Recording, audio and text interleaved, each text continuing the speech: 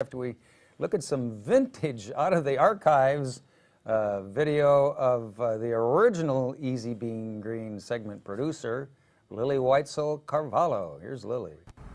Maybe you've heard people throwing around the term invasive plant lately, native plants.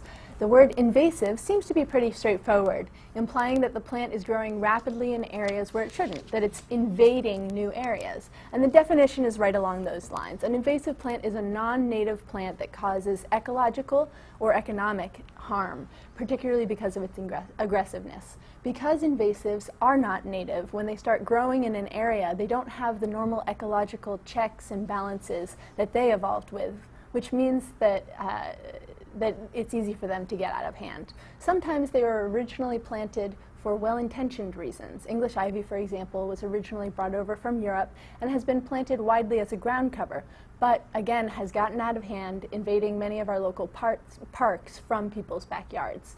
Along with other invasive vines, English ivy can strangle and kill even mature trees, which is a really terrible sight to see if you've ever seen it.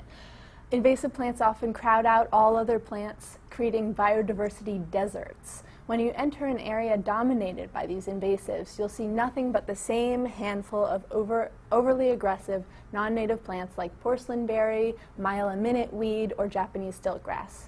How can you help turn the tide in your own yard? One way to help is by planting native plants. Native plants are not only beautiful, they also have great habitat value. The migratory birds and critters that they've co-evolved with depend on them for food during certain times of the year, so you're helping them out as well. All right, thanks, Lily. And I have a question for you. Maybe we can do this next time about kudzu. Do you know what kudzu is? Oh, kudzu is the classic invasive All right, plant. hold that thought. We'll talk right, about we can kudzu. talk about it some other Maybe time. We'll talk about kudzu next time. Kudzu, kudzu, kudzu. And we're still working on the kudzu, right? Kudzu, I will bring in a sample for you. We'll get some kudzu out here yet for you yet. All right. We'll remove it all from the parks, though. Absolutely. So what's all the fuss about kudzu? Why this obsession? Well, it turns out that kudzu is also known as Japanese arrowroot, and it's a member of the pea family.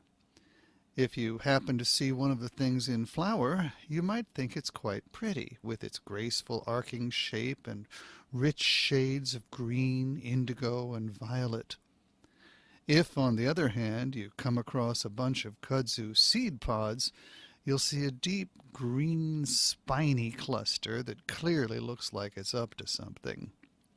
The real wallop comes when the kudzu has spread to completely engulf entire landscapes, climbing trees, covering grasses, and generally taking over everything. While it was popular in the 1930s as a way to reduce soil erosion, when it goes unchecked, it tends to reduce just about everything else in the area. One way to manage it is to encourage grazing by goats and llamas, since the stuff is edible. Anyway, that should finally take care of the big kudzu question, at least for now. And again, please remember, it is easy being green. Wow, we look younger. Amazing, amazing, amazing. Lily, the original producer and creator of It's Easy Being Green, and we thanks to Lily. You look so young there. Thank you for digging that out of our vaults, archival vintage. That was kind of vintage footage. That was kind of good. Okay, here we go as promised now.